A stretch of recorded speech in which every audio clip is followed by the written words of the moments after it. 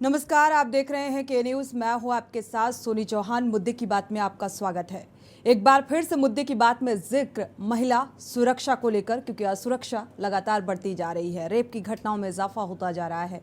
UP में महिलाओं के खिलाफ अपराध बढ़ते जा रहे हैं, चरम पर हैं और आए दिन रेप के बाद हत्या के मामले सामने आ रहे हैं। और ये बातें किसी को सुनने में चाहे आम लगें, लेकिन जब इसके तह में उतरते हैं तो पाते हैं कि हर घड़ी कई जिंदगियों के साथ खिलवाड़ किया जा रहा है। एनसीआरबी यानी नेशनल क्राइम रिकॉर्ड ब्यूरो के मुताबिक पूरे देश में हर रोज 86 रेप के मामले आते हैं सामने, और इनमें से सिर्फ उत्तर प्रदेश में 13% यानी 11 घटनाएं हर रोज होती हैं। एनसीआरबी कहता है कि यूपी में रेप के 57% मामलों में शादी का झांसा देकर रेप किया जाता है, और अक्सर ये वो मामले होते हैं जिनमें पीड़िता और आरोपी पहले आपसी सहमति से शारीरिक संबंध बनाते हैं, लेकिन बाद में लड़के लड़की को अपनाने से मुकर जाते हैं। इसके अलावा अगर रेप की बात करें तो 37% मामलों में रेप करने वाला कोई रिश्तेदार या जानने वाला ही होता है। सिर्फ 6% रेप आरोपी ऐसे होते हैं जिससे कि पीड़िता अनजान होती है। रेप के मामलों में पुलिसिया कार्रवाई का शिथिल होना भी इन अपराधों के बढ़ने में सहायक साबित होता है, क्योंकि आरोपियों में पुलिस का भय नहीं है। और यूपी में ताजा रेप की घटनाओं को लेकर आपको पहले रिपोर्ट से रूबरू कराते हैं, इसके बाद चर्चा करेंगे।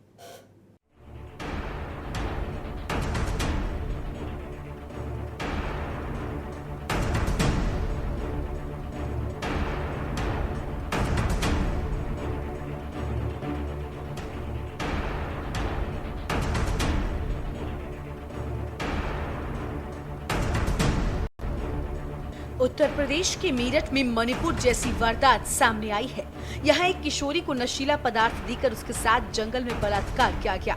इतना ही नहीं, लड़की के कपड़े छीन लिए गए और उसे निर्वस्त्र रहने पर मजबूर किया गया। आरोपियों ने पीड़िता की बेल्ट से पिटाई भी की। घटना का वीडियो बनाकर सोशल मीडिया पर वायरल कर दिया। वायरल वीडियो में किशोरी आरोपियों के सामने गिड़गिड़ाती नजर आ रही है। उसे कपड़े पहन लेने दिया जाए। पीड़िता की चीख पुकार वाली वीडियो में आरोपी उसे गालियां देते दिखाई दे रहे हैं। मामले की शिकायत पुलिस से की गई। शिकायत में कहा गया कि गांव के कुछ युवकों ने 2 साल पहले किशोरी का अश्लील वीडियो बनाया था। इस वीडियो के जरिए वो उसे ब्लैकमेल कर उसका रेप करते रहे। 3 महीने पहले आरोपी किशोरी को नशीला पदार्थ खिलाकर जंगल में ले गए। वहाँ उन्होंने उसके साथ गैंग रेप किया। उन्होंने पीड़िता को निर्वस्त्र रहने पर मजबूर किया और उसके कपड़े छीन लिए। उसकी बेल्टों से पिटाई की। संभल जिले के हयातनगर थाना इलाके के गांव से महिला उत्पीड़न से जुड़ा मामला सामने आया है। यहां पर मंचरों की बदतमीजी का मामला सामने आने से हड़कंप मच गया। यहां की रहने वाली छात्रा को धमकी देकर शोहदों ने युवती के घर में मोबाइल फेंक कर बात नहीं करने पर तेजाब डालने की धमकी दी। इस मामले में पुलिस क्षेत्राधिकारी संभल जितेंद्र कुमार ने बताया कि पीड़ित छात्रा के पिता की तहरीर के आधार पर 3 युवकों के खिलाफ मुकदमा पंजीकृत कर लिया गया है। छात्रा से छेड़खानी करने वाले तीनों आरोपी फिलहाल फरार हैं। पुलिस तीनों को जल्द गिरफ्तार कर लेगी और पूरे मामले की जांच पड़ताल की जा रही है। थाना हयातनगर में मिल्क सेना गांव में किशोरी के पिता के द्वारा एक प्रार्थना पत्र दिया गया था, जिसमें 3 अभियुक्तों के खिलाफ छेड़खानी तथा मोबाइल पर वीडियो वायरल करने का आरोप लगाया गया, जिसमें तत्काल प्रभाव से FIR पंजीकृत कराई गई है। इसमें एक टीम गठित करके तीनों अभियुक्त को जल्द से जल्द गिरफ्तार करके जेल भेजा जाएगा। बाराबंकी जिले में एक 5 साल की मासूम के साथ दरिंदगी का आरोप लगा है। यह आरोप पीड़ित बच्चे की मां ने लगाया। आरोप है कि घर के सामने रहने वाले गांव के व्यक्तियों ने मासूम को अगवा कर फिर उसके साथ दुष्कर्म किया। बच्ची को मृत समझकर तालाब के पास छोड़कर फरार हो गए। इधर घर से गायब हुई बच्ची की खोजबीन में पहुंचे परिजनों को बच्ची तालाब के पास लहूलुहान हालत में मिली, जिसके बाद परिजनों ने इसकी सूचना पुलिस को दी। परिजनों की सूचना से SSP सहित कई थानों की फोर्स मौके पर पहुंची। पुलिस ने बच्ची को इलाज के लिए जिला अस्पताल में भर्ती करवाया। पुलिस आरोपियों की तलाश में जुटी हुई है। रामनगर क्षेत्र की है। उसके साथ में ध्यान दे रही है कि उसके साथ में कुछ गलत काम हुआ है। तो दिन में उठा ले गए थे, रात भर रखा था और तालाब में फेंक दिया था। उस पीड़िता वो हमारे यहाँ डॉक्टरी मुआयना के लिए आई है। डॉक्टरों की देख रेख में इसका डॉक्टरी मुआयना और सब चीज़ें ट्रीटमेंट किया जा रहा है, उपचार किया जा रहा है। सर, अभी बच्ची की कंडीशन क्या है? बच्चे की कंडीशन थोड़ी डरी हुई है, थोड़ा सा इंजरी है उसको, और बाकी बच्ची ठीक है। बच्चे के साथ बलात्कार हुआ है, फिर मार के यहाँ तक के मुंदे ना जाने ना या मर गई है। और 3 लोग रहे, रिंकू रहे और लवकुश रहे, अमरीश रहे। हमारी बच्ची पहली पहने रहा, पहली के रहे जो उन्हें चक्कर में यहाँ पकड़ ले गए रहे, जबरदस्ती हमारे मुहारे में यहाँ रहा थे, कुर्मी आए और हमारे बिटिया के यहाँ बहिलाए के यहाँ पकड़ ले गए। अब हम कहा जानी कि हमारी मुहारे पर कई दशा करिए, यही तना गरीबन का जिए का हक रहे, तब तो हमारे लड़का बिटिया कहा जिए। यह कल 3 बजे के घटना है भाई। एटा में 9 साल की मासूम से दरिंदगी का मामला सामने आया है। पड़ोस के युवक ने नाबालिग के साथ दरिंदगी की। नाबालिग को बहला फुसलाकर एकांत में ले जाकर प्राइवेट पार्ट को लहूलुहान किया। दुष्कर्म के बाद नाबालिग को लहूलुहान स्थिति में ही छोड़कर आरोपी युवक भाग निकला। नाबालिग मासूम ने घर पहुंचकर परिजनों को आपबीती सुनाई। पड़ोस में रहने वाले दरिंदों के घर शिकायत करने पहुंची मां को भी आरोपियों के परिजनों ने मारपीट व गाली गलौज करके भगा दिया। 9 साल की मासूम की मेडिकल कॉलेज में हालत गंभीर देखकर उसे हायर सेंटर के लिए रेफर किया गया है।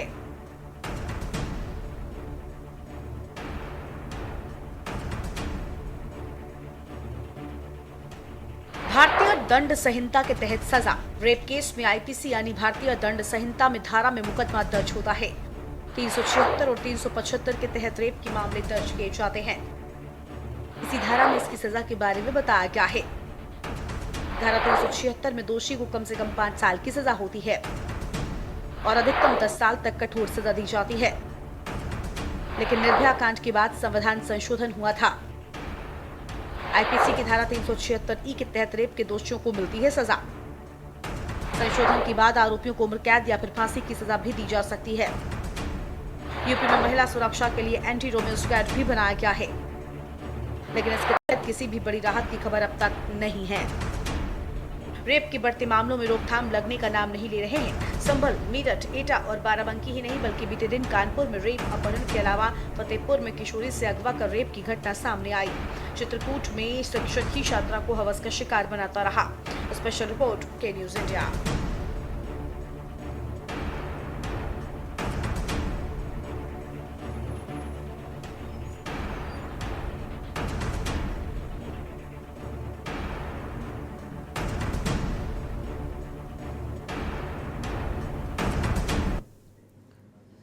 तो एनसीआरबी के जो आंकड़े सामने आ रहे हैं वो बेहद चौंकाने वाले आंकड़े सामने आ रहे हैं। हर मिनट, हर लम्हा, हर सेकंड एक जिंदगी काल के गाल में समा जाती है, क्योंकि इस तरीके की घटनाएं लगातार बढ़ती जा रही हैं।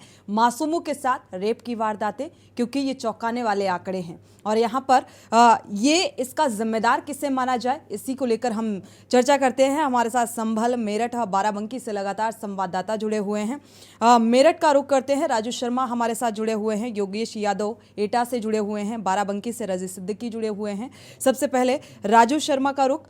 राजू शर्मा, अगर देखा जाए नशीला पदार्थ खिलाकर रेप की वारदात को अंजाम दिया गया, यहाँ पर प्रशासनिक कार्रवाई क्या कुछ नजर आ रही है, क्या अपडेट है इस मामले को लेकर? हाँ बिल्कुल, देखिए जहाँ सरकार लगातार बेटी बचाओ बेटी पढ़ाओ का दावा कर रही है, अभियान चला रही है, जगह जगह जागरूक करने के लिए, स्कूलों की बात हो या अन्य जगह की बात है, वहां पर अभियान चलाकर लोगों को, बच्चियों को जागरूक किया जा रहा है ताकि बेटी पढ़ सके, बेटी बच सके। लेकिन मेरठ में ये नारा फेल साबित होता हुआ नजर आ रहा है, क्योंकि एक बार फिर मेरठ में मणिपुर जैसी, अभी जो मणिपुर में हिंसा हुई थी उसी तरह की हिंसा मेरठ में दिखाई दी है। मेरठ में बाकायदा एक किशोरी को नशीला पदार्थ पहले पिलाया जाता है, फिर उसके साथ हैवानियत की जाती है। इतना ही नहीं, उसको डंडों से भी पीटा जाता है। वो फरियाद करती रहती है कि उसे बकस दिया जाए, उसको कपड़े तक पहन लेने दिए जाए, लेकिन जो हैवान है वो बिल्कुल भी उसकी एक नहीं सुनते, बाकायदा डंडों से उसकी पिटाई करते हैं और फिर उसे नग्न अवस्था में सड़क पर दौड़ा दिया जाता है। इस पूरे मामले की कई वीडियो वायरल हो रही है, जो मेरठ प्रशासन के दावे जो मेरठ प्रशासन करता है उनको खोलने के लिए साफ नजर आ रही है। बिल्कुल राजू, यहाँ पर देखा जाए जिन लोगों ने इस पूरे घटनाक्रम को अंजाम दिया उनके खिलाफ प्रशासनिक स्तर पर क्या कार्रवाई होती नजर आ रही है? और आपको पता है मणिपुर की हिंसा की आग में आज पूरा देश जल रहा है और सदन में किस तरीके से हंगामा बरपा है, दोनों ही सदनों में मणिपुर की हिंसा को लेकर। एक वीडियो और सामने आ जाता है मेरठ का, ऐसे में चुनौती बड़ी है प्रशासनिक अमले के सामने। हाँ बिल्कुल, देखिए आपने सही कहा, बिल्कुल चुनौती बड़ी है। सदनों में भी हंगामा जारी है मणिपुर हिंसा को लेकर। फिर एक वीडियो वायरल हो जाए, वो भी मेरठ का, क्योंकि मेरठ हमेशा ही सुर्खियों में बना रहता है। पूरे मामले में फिलहाल जिला प्रशासन ने 4 लोगों को हिरासत में लिया है। दावा किया जा रहा है कि जो एक व्यक्ति है वो युवती का मंगेतर था, जबकि किशोरी नाबालिग बताई गई है, उसका मंगेतर था। वो उसको लेकर खेत में गया था और वहां पर वो आपस में संबंध बनाने वाले थे, लेकिन इसी दौरान जो खेत मालिक था और अन्य जो 3-4 लोग थे, उन्होंने उन्हें दबोच लिया वहां पर और उनके साथ हैवानियत की गई, डंडों से पिटाई की गई। पूरे मामले में मेरठ पुलिस ने फिलहाल 4 लोगों को हिरासत में लिया है और 3 जो लोग हैं वो अभी अज्ञात है और वो फरार बताए गए हैं। उनकी तलाश में पुलिस लगातार दबिशें दे रही है, जांच कर रही है कि आखिर कब की ये वीडियो है और किस आधार पर इसे वायरल किया गया। बताया गया है कि हैवानों ने पूरी जो घटना की वीडियो है वो बनाई और फिर जो किशोरी है उसके भैया को व्हाट्सएप कर दी, भाई को उसके व्हाट्सएप कर दी। उस दौरान फिर इस पूरी घटना का खुलासा हुआ। बताया गया कि 3 महीने बिल्कुल, पुरानी 4 लोगों को फिलहाल है। इसमें देखा जाए राजू शर्मा गिरफ्तार कर लिया गया है, पूछताछ की जा रही है। पूछताछ में क्या कुछ निकलकर सामने आया वो हम आपसे साझा करेंगे। बाराबंकी का रुख कर लेते हैं, रजी सिद्दीकी भी हमारे संवाददाता जुड़े हुए हैं। रजी सिद्दीकी, बाराबंकी का भी बेहद दुखद मामला सामने आ रहा है। यहाँ पर एक मासूम 5 साल की मासूम के साथ रेप की वारदात को अंजाम दिया गया है। प्रशासनिक स्तर पर क्या कुछ कार्रवाई हो रही है? जी, आपको बता दें कि जो मामला आया है सामने, 5 साल की बच्ची के साथ इतनी दुखद घटना हुई है, उस पर सब निंदा करते हैं। बेहद शर्मनाक घटना हुई है। हालांकि आरोपी का जो पकड़ा गया है उसने कबूला है कि मैं शराब के नशे में इस तरह का कृत्य हो गया है। लेकिन एक बात कहने वाली ये है कि अगर शराब पिए था तो शराब के नशे में वो अपने घर पे क्यों नहीं ऐसी हरकत करता है और इस तरह की हरकतें घर पे क्यों नहीं? जो शराब पीते हैं वो लोग ये बखूबी जानते हैं कि हमारा घर है, ये बाहर का घर है। अच्छा, जब शिकायत इसमें पुलिस की जाती है, कई मामले देखने को आए हैं कि घर वाले पीड़ित होते हैं, पुलिस से शिकायत करते हैं कि ये हमारे घर का भाई, हमारे घर का बेटा, हमारे घर का पति शराब के नशे में है, तो पुलिस वाले इसको अपना पल्ला झाड़ देते हैं और कहते हैं ये आपके घर का मामला है, इसको किसी तरह समझाइए। हालांकि जब शिकायत होती है तो पुलिस को ये चाहिए कि उनको जमकर बंद करें, उसके बाद उनकी सेवा करें। तो इस मामले में अगर कहीं ना कहीं कड़ाई बरती जाए तो ये मामले, ये जो इस तरह के कांड होते हैं, इस मामले को लेकर सिद्दीकी, अगर देखा जाए इस मामले को लेकर जो प्रशासनिक रवैया है, क्या गिरफ्तारी हो पाई आरोपी की? जी, आपको बता दें कि आरोपी गिरफ्तार कर लिया गया है और उसको रिमांड पे लेके पूछताछ भी की गई है। उसने आरोप भी कबूल किया है। उसने ये कबूल किया है कि मैंने इस तरह का कृत्य किया है और वो भी शराब के नशे में। तो और 2 लोग जो इनके साथ सम्मिलित है उनसे भी पूछताछ की जा रही है। हालांकि अभी एक को पुलिस ने जेल भेजा है, बाकी 2 लोग जो और बताए जा रहे हैं तो उनको पुलिस ने अभी जेल नहीं भेजा, उनसे पूछताछ की जा रही है। अच्छा, एक बात मैं ये बता दूं कि बच्चे मासूम होते हैं और जो रिंकू वर्मा था उसी के बच्चा जो 5 साल का था, 6 साल जो लड़की के हमजोली का था, उसने बताया कि मेरे पापा उस बच्ची को लेके गए हैं और वो उस तरफ लेके गए हैं। उसी की निशानदेही पर पुलिस ने उसके पिता को पकड़ा और उससे पूछताछ की। उसके बाद वो लड़की बरामद हुई, जो उसको इन्होंने जो कृत्य करके और बच्ची को छोड़ दिया था तालाब में कि वो मृत हो गई है, उसके बाद तो उसको छोड़ दिया था। तो बड़ा दुर्भाग्यपूर्ण है ये रजी सिद्दीकी। अगर देखा जाए 9 साल की बच्ची को एक कन्या के रूप में पूजा जाता है। नवरात्र जब भी आते हैं आपने देखा होगा, घर घर कन्याएं खिलाई जाती हैं, पूजा जाता है, उनके पैर पखारे जाते हैं और इस तरीके से पूजा अर्चना की जाती है कि जैसे साक्षात देवी की पूजा की जा रही हो। और दूसरी तस्वीर जब ऐसी सामने आती है तो वाकई शर्म से सिर झुक जाता है, लेकिन उन जिम्मेदारों को ये चीज़ें नज़र नहीं आती हैं, चाहे हम प्रशासनिक स्तर पर बात करें, चाहे हम शासन स्तर पर बात करें। एटा का एक बार रुक कर लेते हैं। योगेश यादव हमारे संवाददाता एटा से जुड़े हुए हैं। योगेश, इस मामले को लेकर, यहाँ के मामले को लेकर क्या अपडेट है?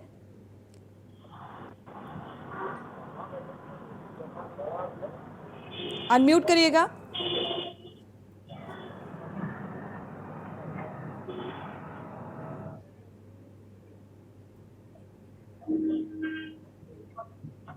हेलो योगेश, आपको आवाज मिल पा रही है? जी जी जी मैम। प्रशासनिक रवैया, जी, जैसे ही मालूम पड़ता है मौके पर पुलिस को एफआईआर दर्ज करती है। दर्ज करने के बाद इन लोगों के बारे में जानकारी कर रही है और वहीं देखने की बात ये होगी, अभी तक कोई भी गिरफ्तार नहीं हुआ है। जी। अभी तक गिरफ्तारी नहीं हुई है। प्रशासनिक आला अधिकारियों का क्या कुछ कहना है इस मामले को लेकर? जब उनसे बात की गई थी तो उनका कहना ये है कि जल्दी कार्रवाई की जा रही है और जल्दी गिरफ्तार होंगे। वो लोग अपनी पूरी टीम बना दी है, टीम लगा के और चलिए, फिलहाल योगेश, शुक्रिया इस तमाम जानकारी को साझा करने के लिए। जो एनसीआरबी के आंकड़े निकलकर सामने आए हैं वो वाकई चौंका देने वाले आंकड़े हैं कि हर रोज 11 घटनाएं सामने आती हैं। बेहद दुखद और बेहद शर्मनाक। कहाँ है कानून व्यवस्था, इसको लेकर भी सवाल उठता है। यहाँ रुकेंगे एक छोटे से ब्रेक के लिए। आप देख रहे हैं के न्यूज, खबरों का सारथी। देखें कौन नया खिलाड़ी आया है, समझा देते हैं, प्यार से समझाएंगे। ये तो अपनी जुबान है। जुबान एक हो तो दिल भी एक होने चाहिए। विमल, बोलो जुबान केसरी। आप देख रहे हैं के न्यूज, खबरों का सारथी।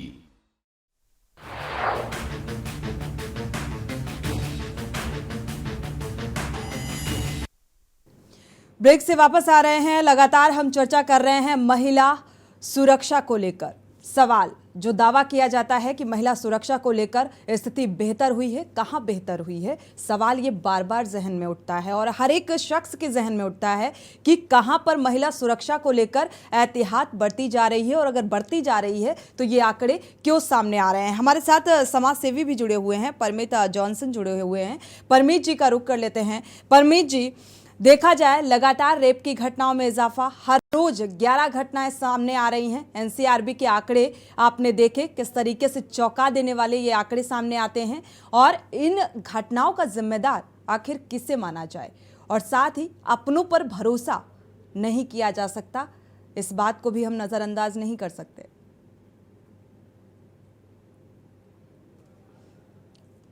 परमीत जॉनसन जी, आप सुन पा रहे हैं? अनम्यूट करिएगा। जी मैम। जी, आपसे मेरा सवाल है, ये जो लगातार घटनाएं सामने आ रही हैं, एनसीआरबी के जो आंकड़े निकलकर सामने आए चौंका देने वाले, हर रोज 11 घटनाएं होती हैं, इन घटनाओं का जिम्मेदार किसे माना जाए, क्या वजह मानी जाए? सबसे पहले तो मैम मैं ये कहना चाहूंगा साधुवाद के न्यूज को कि वो इन मुद्दों को बहुत अच्छे तरीके से उठा रहा है और समाज की एक मजबूत आवाज बनने का काम कर रहा है। साथ में मैम मुझे ऐसा लगता है कि ये जो घटनाएं हैं, ये जो घटनाओं का जिम्मेदार है वो लोग हैं जो मानसिक विकलांग हो चुके हैं। सबसे पहले तो इन्होंने इंसानियत छोड़ दी है और दूसरा इनके जो दिमाग का ताना बाना है, समाज का ताना बाना है, वो खराब हो चुका है। ये कोई आम जन ऐसी हरकतें नहीं कर सकता है। तो सबसे बड़ी बात तो ये है कि जो भी कोई इसमें चाहे मेरठ की घटना हो, चाहे संभल की घटना हो, चाहे मैनपुरी की घटना हो या फिर मणिपुर की घटना हो, इसमें वही लोग शामिल हैं जो एक अपने दिमाग का संतुलन खो चुके हैं मैम। और इसकी जिम्मेदार कहीं ना कहीं हमारे सूबे की सरकार भी है कि कहीं ना कहीं दोषियों पे वो कठिन कार्रवाई नहीं हो पा रही है, जिससे कि एक एग्जाम्पल सेट नहीं किया जा रहा है, जिससे कि ऐसे लोगों में एक डर की भावना पैदा की जाए। ये इसमें कहीं ना कहीं ये भी एक दोष है। ये जो आपने कहा मानसिक विकलांगता है, एक समाज सेवी होने के नाते मुझे लगता है एक समाज सेवी की भी जिम्मेदारी बनती है, सामाजिक कार्यकर्ता की, कि एक अच्छे समाज का निर्माण होना चाहिए और शुरुआत हर एक शख्स को करनी चाहिए। तो मुझे लगता है ये मानसिक जो विकलांगता है ये कैसे दूर की जा सकती है कोई इसका इलाज? मैम इसका इलाज ये है कि जो हमारे सामाजिक संगठन है या जो भी हमारे समाज के लोग हैं वो एक अवेयरनेस प्रोग्राम इसमें जरूर चलाएं।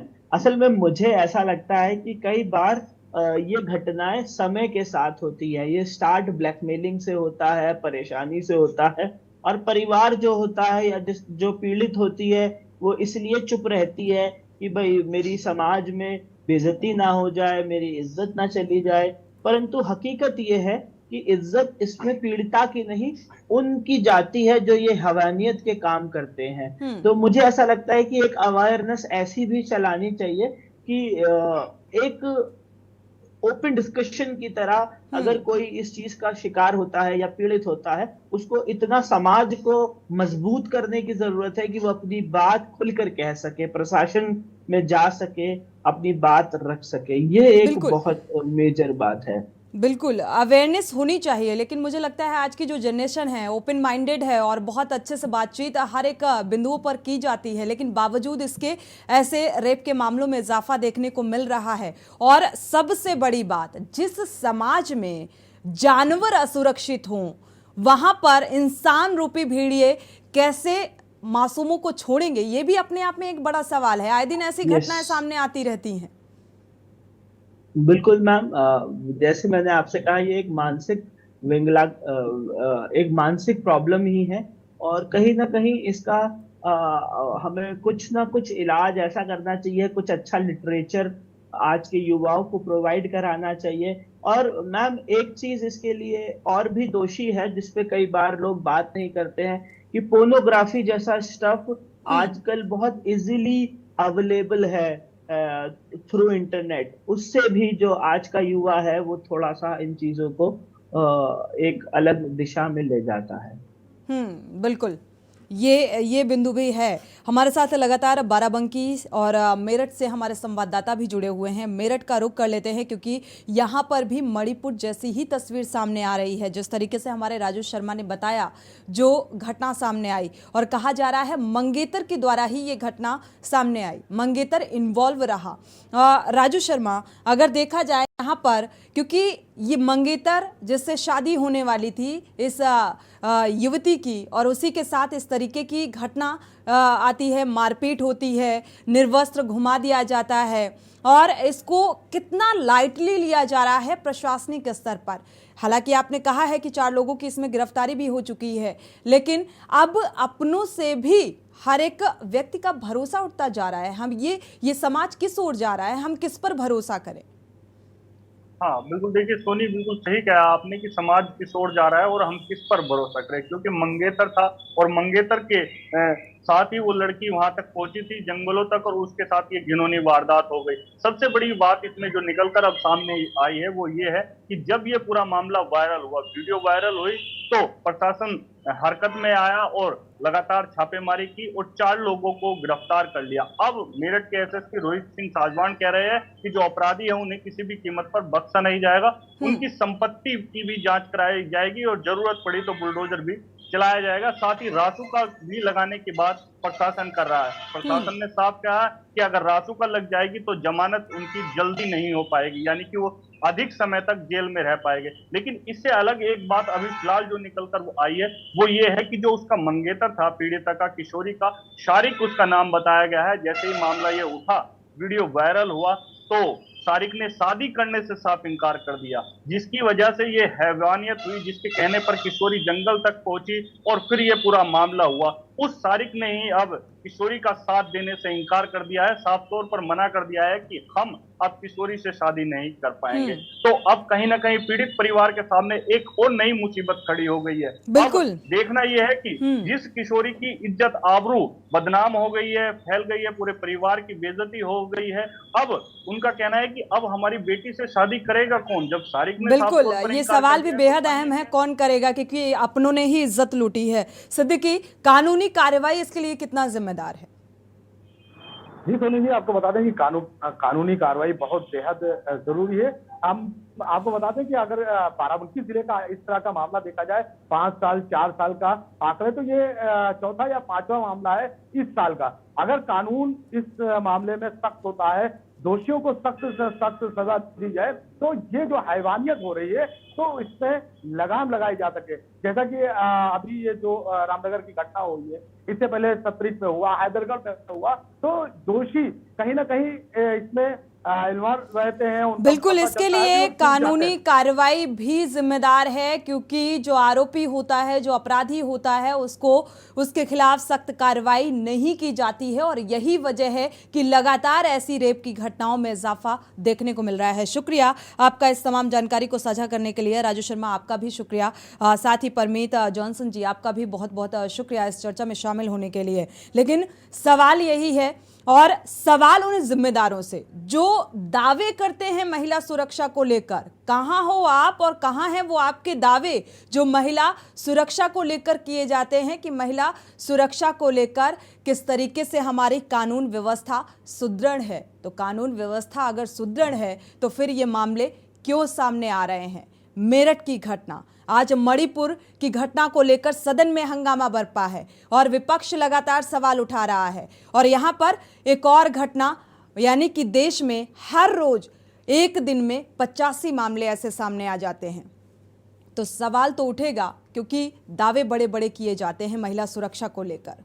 इसी के साथ मुद्दे की बात में फिलहाल बस इतना ही। आगे खबरों के लिए आप देखते रहिए के न्यूज़ इंडिया।